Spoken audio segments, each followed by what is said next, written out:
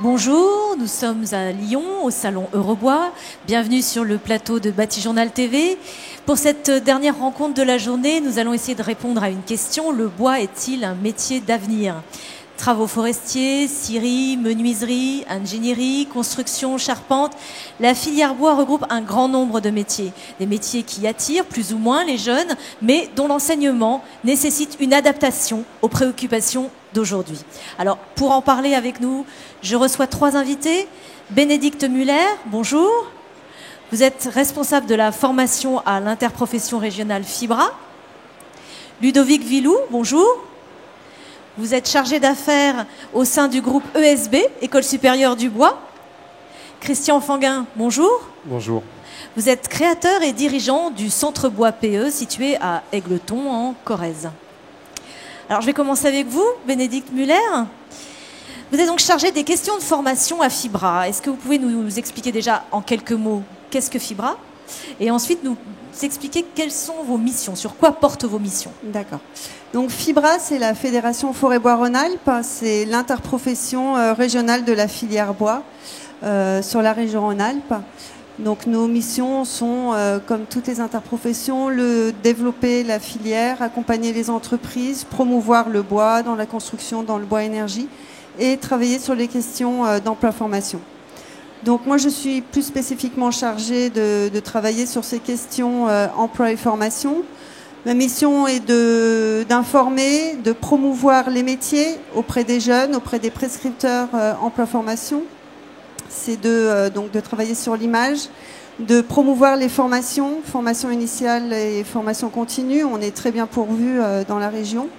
Et c'est d'accompagner les entreprises dans le développement des compétences pour qu'elles soient en adéquation avec les besoins du marché. Alors quelles sont les problématiques aujourd'hui sur les métiers du bois ? Alors les problématiques, elles sont beaucoup liées à l'image des métiers. Les formations sont nombreuses. On a 2000 jeunes en formation aujourd'hui, par exemple, ne serait-ce que sur la région, du CAP au diplôme d'ingénieur. On couvre tous les métiers. Mais certaines filières ont du mal à recruter, certaines filières de formation ont du mal à recruter des jeunes pour des questions d'image. On a des problématiques principalement sur les métiers, les formations scierie. On a la chance d'avoir une école encore aujourd'hui dans la région qui forme au métier de la scierie. Et elle rame énormément pour recruter des jeunes. Et pour un jeune diplômé, il y a 7 offres d'emploi sur le marché. Mais beaucoup de difficultés de recrutement. Les métiers aussi de la forêt, du travail en forêt, subit quelques désaffections depuis quelques années. Donc là, il faut aussi beaucoup travailler sur l'image du métier, le métier de bûcheron, qui a quand même beaucoup progressé en termes de dangerosité, de technologie. Et puis aussi des difficultés sur le métier de technicien de fabrication bois, qui intéresse peu, qui est difficile à vendre, entre guillemets. Voilà, on va dire que c'est ces 3 univers métiers où il y a des difficultés. Après, il y a d'autres métiers qui ont moins de difficultés, notamment dans la construction, qui bénéficient d'une image beaucoup plus positive. Les métiers d'art n'ont peu de difficultés de recrutement, mais il y a plus de difficultés d'emploi, par contre, pour ces formations par la suite. Alors, qu'est-ce que vous faites au sein de FIBRA pour redonner de l'attractivité à ces métiers ? Alors, au sein de FIBRA, comme au sein des interprofessions régionales en général, on travaille beaucoup sur la promotion. On est sur des salons. En Rhône-Alpes, on a le Mondial des métiers, qui est un gros événement annuel, où on a la chance d'être au contact des jeunes en direct pour leur parler, leur délivrer un message réel sur ce que sont les métiers. Dépasser un petit peu les idées reçues. Les a priori. Tout à fait. On a un outil, un site internet qui est métiersforêtbois.org, qui est vraiment l'outil national de la promotion des métiers, où on a un ensemble d'argumentaires métiers, on a toutes les formations, un moteur de recherche qui est plutôt bien fait. On va voir aussi les prescripteurs emploi-formation, les conseillers d'orientation, les conseillers Pôle emploi, parce qu'on a aussi beaucoup de publics en reconversion qui sont intéressés par nos métiers. Est-ce que vous sollicitez les entreprises également? Alors on sollicite les entreprises, on les sollicite pour qu'elles ouvrent leurs portes. Ouvrir, il faut qu'elles ouvrent leurs portes aux jeunes, qu'elles ouvrent leurs portes aux enseignants. Il faut vraiment que ce monde de la formation aille dans les entreprises pour voir le réel du travail. Le terrain. Et bien souvent, c'est très vendeur parce que c'est passionnant. C'est concret. C'est concret. Et puis au niveau national, on travaille sur une grosse action sur l'attractivité des métiers grâce à France Bois Forêt, le Codifab et la DHUP, le ministère du Logement, grâce auquel on va pouvoir développer des actions de communication là, dès cette année. On va sortir une brochure avec le NICEP sur les métiers du bois. On va refaire le site Métiers Forêt Bois pour qu'il soit responsive, qu'on puisse le voir sur les tablettes et les portables, ce qui est pour l'instant pas le cas. C'est important pour les jeunes, ça. Oui. Très important. On va développer des outils pour communiquer beaucoup sur les forums, les portes ouvertes, les salons. Il faut qu'on soit présent et on a la chance d'avoir un réseau d'interprofessions régionales présent sur le terrain pour cela. Et puis une action aussi pour inciter les entreprises à ouvrir leurs portes aux scolaires. Voilà un petit peu ce qu'on est en train de travailler en ce moment au niveau national. D'accord. Ludovic Villou, est-ce que vous pouvez nous présenter en quelques mots l'ESB? Oui, bien sûr. Donc, l'ESB est une école d'ingénieurs basée donc, à Nantes. Une école qui a été créée par les industriels de la filière bois et pour laquelle les industriels sont toujours au sein des différents comités de l'école. Les industriels plutôt issus de la première transformation, seconde transformation également, mais également tout ce qui est activité du commerce. Aujourd'hui, l'ESB représente plus de 380 étudiants, dont un tiers d'alternants, et donc on couvre aujourd'hui tous les secteurs de la filière bois, de l'approvisionnement à la première transformation, en passant donc par la production logistique, la construction et le négoce et commerce international. Nous formons donc ce panel de 380 étudiants avec des formations allant du BTS construction bois, BTS production bois, licence pro en alternance et le niveau ingénieur, donc en présentiel et également donc en apprentissage. C'est une formation qu'on a mis en place il y a 4 ans aujourd'hui avec un bon retour des entreprises, un bon placement aussi des étudiants et donc axé essentiellement sur l'innovation. On a une base de formation plutôt ingénieur généraliste avec les connaissances du matériau bois, mais également donc, tout ce qui est compétences liées à l'innovation. Aujourd'hui, on a fait le constat pour développer cette formation que les entreprises avaient des besoins de compétences en ingénierie, parce que les marchés évoluent, le contexte est quand même assez compliqué. Et donc on prépare nos étudiants ingénieurs à développer, à avoir un autre regard sur l'innovation dans l'entreprise. Et l'innovation donc au sens large, puisque ça peut être à la fois le produit, le process, le marché. Et donc notre objectif, c'est d'accompagner les entreprises avec un autre regard sur le développement de leurs activités. Alors comment ça se passe cette formation en apprentissage? Donc, sur combien de temps? Cette formation en apprentissage est sur 3 ans, avec des rythmes d'alternance qui sont de 4 semaines globalement, un peu différents sur la 2e et la 3e année. L'objectif, c'était d'avoir des temps assez longs en entreprise, puisque les ingénieurs, quand ils reviennent en entreprise, sont missionnés donc, sur différentes activités, différentes thématiques. Et l'idée, c'était qu'ils prennent le temps en entreprise d'aller au bout de leur mission, en fait. Donc, certains ingénieurs ont des missions qui sont définies pour les 3 ans, et d'autres ont différentes missions sur de l'amélioration continue, par exemple, à mettre en place dans l'entreprise. Donc pour l'instant, vous n'avez pas eu encore de diplômés sur cette formation puisqu'elle a démarré récemment. Les premiers diplômés, là, sont diplômés au mois de décembre. Et donc, on avait 15 apprentis et globalement, on a un peu plus de 90% de réussite. Donc, voilà. Vous avez déjà des inscrits pour la suite? Alors pour la suite, oui, puisque là, donc c'était la 4e promotion entrante cette année, et donc on avait sur 20 places possibles, la région nous a autorisé à augmenter notre effectif, puisqu'on a de la demande des entreprises. On a placé aujourd'hui 23 étudiants apprentis, et également donc on avait plus de 35 demandes d'entreprises pour cette formation-là.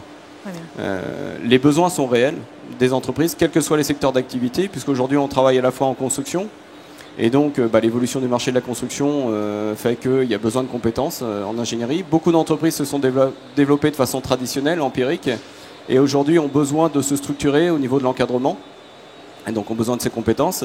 Des entreprises des industriels, de gros industriels sur la fabrication de panneaux par exemple, les activités du nautisme, des équipementiers automobiles qui recrutent nos jeunes en formation parce que le bois c'est un matériau aussi un peu compliqué et il y a besoin d'avoir des connaissances de ce matériau pour l'intégrer dans leur process. Alors, chez Fibra, je crois qu'il y a également, enfin dans la région en tout cas, des formations en alternance d'ingénieurs bois. Oui, tout à fait. Il y a 2 formations, une avec l'ECAM et la Fédération des MFR, qui offre une formation généraliste bois. Depuis de combien niveau de temps ingénieur, pareil, la 4e promo est rentrée cette année, hein, donc elles ont ouvert en même temps. Donc ça c'est dans l'Ain, et dans la Loire on a l'ENISE avec le CFA FRA-BTP aussi qui a ouvert une formation il y a 4 ans, enfin c'est la 4e rentrée, sur une formation ingénieur bois plus axée construction, génie civil bois. Donc là aussi il y a de la demande. Et il y a de la demande, ça marche plutôt bien. Et pas que dans les grosses entreprises, même dans les toutes petites entreprises. Tout à fait. La demande, nous aussi, était de former des jeunes ingénieurs en apprentissage pour des petites PME qui ont besoin de se structurer. Comme je disais tout à l'heure, beaucoup d'entreprises se sont développées de façon traditionnelle et ont aujourd'hui besoin de compétences pour développer d'autres marchés, en fait. Et donc, beaucoup de PME aussi, qui nous sollicitent pour avoir des ingénieurs en apprentissage. D'accord, très bien. Alors, Christian Fanguin, chez vous, il n'y a pas vraiment d'apprentis ? Non. Nous, on reçoit que des professionnels en activité. Donc Bois PE, qu'est-ce que c'est ? Voilà, Bois PE, c'est situé sur le campus universitaire d'Égletons. On est spécialisé dans la formation continue des professionnels. Notre cœur de métier, c'est la construction bois et particulièrement la construction en ossature bois. Donc on a un plateau technique de 9 bâtiments en ossature bois. 9 bâtiments en grandeur réelle. Oui, en grandeur réelle. C'est-à-dire 3 maisons individuelles, 6 ateliers de travaux pratiques, un centre de documentation. Et ça permet de proposer à tous les corps de métier qui ont à intervenir sur un bâtiment bois de se former à des techniques très spécifiques, comme la pose de carrelage, les enduits hydrauliques sur mur bois, l'étanchéité sur mur bois et tous les systèmes particuliers. Donc pas que les métiers du bois. Non. Alors effectivement, on a un parcours métier de 11 jours. Alors on fait que du stage court, au rythme des entreprises, c'est-à-dire 2 jours, 3 jours. Ils viennent chercher une spécialité. Pour les boiseux, on va dire, s'ils veulent le parcours complet, ça durera 11 jours en 4 stages, 5 stages. Mais par exemple, un carreleur, en 2 jours, il a compris comment on fait du carrelage sur un plancher bois. Et un façadier, c'est pareil. Voilà, donc des techniques très particulières. Alors justement, les boiseux, comme vous dites, qu'est-ce qu'ils viennent chercher comme formation ? Alors ils sont menuisiers, charpentiers essentiellement. Ils ont une demande, beaucoup d'extensions dans les zones urbaines. Et on a une nouvelle génération là, de jeunes qui arrivent entre 30 et 40 ans, qui ne sont pas du tout dans la construction bois, ils sont plutôt dans la charpente ou la menuiserie. Et il y a une pression du marché, mais depuis longtemps. Effectivement, c'est un métier d'avenir parce qu'on est à peine à la moitié de ce qu'on devrait faire en France en termes de part de marché. Et donc, ils viennent chercher les fondamentaux d'abord, et puis après les techniques de préparation de chantier, d'exécution, de mise en œuvre, et puis aussi être capable de prescrire à un collègue comment faire une certaine prestation, notamment la maçonnerie, les façades ou le carrelage par exemple, et puis de prescrire aussi aux maîtres d'œuvre, aux architectes, les techniques spécifiques. Oui, parce que c'est pas parce qu'on est charpentier ou menuisier qu'on va savoir faire de l'ossature bois. Ah non, du tout. Ça s'improvise pas. Non, ça s'improvise pas. Et aujourd'hui en France, il y a une grosse culture de charpente, mais il faut rappeler que la charpente, c'est l'ouvrage en haut du bâtiment, et la construction bois, on part du bas. Il y a une très grosse différence, et effectivement, il y a beaucoup d'entreprises qui ne sont pas passées par la case départ, qui est la case formation, et qui font de beaux ouvrages, mais qui ne sont pas du tout stables, pas du tout conformes à ce qu'on appelle la construction bois. Et on se rend compte qu'il y a un véritable besoin de passer par la case départ formation. C'est indispensable, même une boîte qui fait de la charpente depuis 20 ans. Nous, on constate tous les jours, ils nous amènent leurs photos de chantier, on voit de grosses lacunes. Et ça a des répercussions sur les assurances décennales, d'ailleurs, qui sont très difficiles à obtenir dans ce domaine-là. Donc il y a vraiment besoin de passer par cette case départ formation, quelle que soit la taille de l'entreprise, d'ailleurs. Combien vous avez formé de personnes depuis... Nous, on reçoit à peu près 150 entreprises par an. Par an Voilà. Ça représente combien de personnes ? Ça représente à peu près Donc en moyenne 1,5 par entreprise, parce que c'est soit le chef d'entreprise, soit il y en a qui viennent avec tous leurs salariés, ça dépend. Hein. Donc c'est à peu près 200 personnes. Hein. Et la répartition en fonction des métiers? En fonction des métiers, alors on a 2 groupes importants, c'est les boiseux, tout ce qui est menuiserie charpente, et on a les charpentiers couvreurs et les couvreurs, parce que les toitures terrasses, ça se développe énormément, tous les problèmes d'étanchéité, de migration de vapeur d'eau. Donc ça c'est la deuxième partie. Et après on a une formation au logiciel de dessin 3D, et là c'est très transversal, on a tous les métiers. Hein. D'accord. Tous les métiers, puis il y a bien sûr un peu de carreleur, façade, de l'éparement pierre. On essaie en fait de lever tous les points technologiques à la construction bois. Alors donc, je dis, les enduits hydrauliques sont mur bois, les carrelages, les douches de plein pied à l'italienne pour l'accès PMR. Donc on essaie de lever tous ces points technologiques en apportant des solutions fiables, concrètes, et sur lesquelles derrière après on publie. Hein, on édite des ouvrages parce que tout le monde ne peut pas venir en formation. Aussi. Voilà, et on essaie d'éditer des ouvrages de manière à diffuser le savoir-faire de façon le plus large possible. Est-ce que justement ce mélange de métiers au sein de votre centre, ça crée des synergies Ah oui, tout à fait, oui, tout à fait. Et puis, alors comme nous, on est très transversal, tout corps d'État, donc on est capable de répondre à n'importe quelle question, et du coup, ça ouvre des horizons très importants aux entreprises. Alors justement, pour Bois PE, quels sont les horizons, quel avenir? Comment écoutez, vous allez évoluer? Nous déjà, donc, notre particularité, c'est d'offrir des stages pratiques en situation réelle. Donc on a un site exceptionnel, hein, qui est unique en France, mais effectivement, même si on est basé à Égletons, nos stagiaires viennent de toute la France. Et puis, nous, on pousse, alors justement, avec les partenariats industriels, les centres techniques, on essaie justement de lever tous ces freins technologiques. Donc en même temps, on fait un peu de R&D, d'innovation. On injecte ça dans la formation continue, directement, et la publication. Donc il y a énormément de progrès à faire, et surtout pour le second œuvre qui ne connaît pas du tout encore ses parois. On voit quand un plombier arrive, il voit un OSB, lui il croit que c'est un mur bois, il va fixer un ballon d'eau chaude de 300 litres dessus, alors que ce n'est pas du tout le cas. Quoi. Il y a une méconnaissance encore de toute la chaîne. Et ça, il nous faudra encore du temps. Et ça passe par toutes les formations, hein. Initiales, continues. Vous n'envisagez pas d'ouvrir un centre ailleurs en France pour être au plus pour près le moment, des, non, par contre, on se des déplace. entreprises? On a nos modules théoriques, on se déplace. Mais les pratiques, on est obligé de les... Parce qu'il faut vraiment... Étant donné qu'on leur propose de construire à l'échelle 1, il faut des gros moyens. Hein, donc notre plateau, on ne nous a pas proposé d'en créer un deuxième ailleurs. Hein, D'accord. pour le moment. Très bien, merci. Alors à l'ESB, comment est-ce qu'on envisage l'avenir? Alors à l'ESB... les formations vont évoluer? Alors les formations vont évoluer de par le retour d'expérience là sur la formation en apprentissage qu'on a mis en place il y a 4 ans. On a déjà fait évoluer la formation sur les aspects justement innovation, hein, puisqu'il y a besoin de ce retour d'expérience des entreprises pour développer l'approche qu'on peut proposer aux entreprises sur cet aspect innovation, amélioration continue. Et également donc pour les entreprises, là on a créé une structure il y a 3 ans maintenant, Bois HD, qui fait également de la formation. On est moins sur la formation donc j'allais dire applicative. On est plutôt sur tout ce qui est aspect conception des bâtiments. Et là, on va former donc plutôt les techniciens en bureau d'études sur tout ce qui va être Eurocode dans la construction, les Eurocode 5, Eurocode 8. Le sismique est important. On a intégré aussi un acousticien au sein de l'équipe parce que l'acoustique en construction bois est quand même un vrai sujet, tout à fait. Et donc l'objectif, c'est de développer de la formation plutôt sur ces aspects, plus sur la conception en fait du bâtiment. Et pas des formations plutôt applicatives, puisqu'il y a d'autres structures qui les développent, qui sont équipées de plateaux techniques qui correspondent aux besoins en fait des métiers. Et donc nous, on est plus sur cet aspect conception en fait du bâtiment. Effectivement, nous, on est plus sur la mise en œuvre, hein, sur l'applicatif. Et la majorité des entreprises sont des TPE, c'est-à-dire du gars tout seul au moins de 20. Quoi, voilà, hein. On est vraiment sur l'applicatif qui est quand même... Quand on parlait d'acoustique, la conception c'est 10%, le résultat c'est 90% de la mise en œuvre, l'acoustique. Tout à fait. On connaît il y a des rapports et de des écarts énormes entre conception et mise en œuvre. Bien sûr, oui.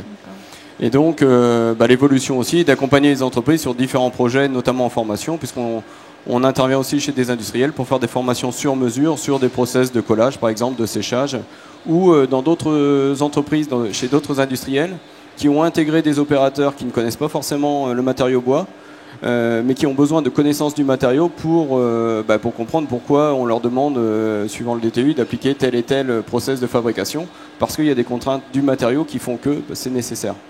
Donc voilà un peu les évolutions à venir. Bénédicte Muller, je vais terminer avec vous. J'avais commencé avec vous, on va terminer avec vous. À la Fibra, comment on voit les choses? Mais écoutez, évolution à venir. On va travailler encore et encore et encore sur Toujours l'image, sur l'image. sur l'attractivité. On a beaucoup de travail à faire. Jouer sur combattre les idées reçues, appuyer aussi sur ce qui marche, sur ce qui est attractif dans nos métiers, sur la polyvalence, sur l'aspect environnemental de nos métiers, c'est ce qui attire. Donc voilà, beaucoup de travail de terrain pour informer, convaincre nos publics, les jeunes, les parents, les enseignants, les conseillers d'orientation, les pôles emploi. Vous restez optimiste? Oui, non, mais on a une belle filière. D'accord. Merci beaucoup de votre participation à tous les trois. Merci. Merci.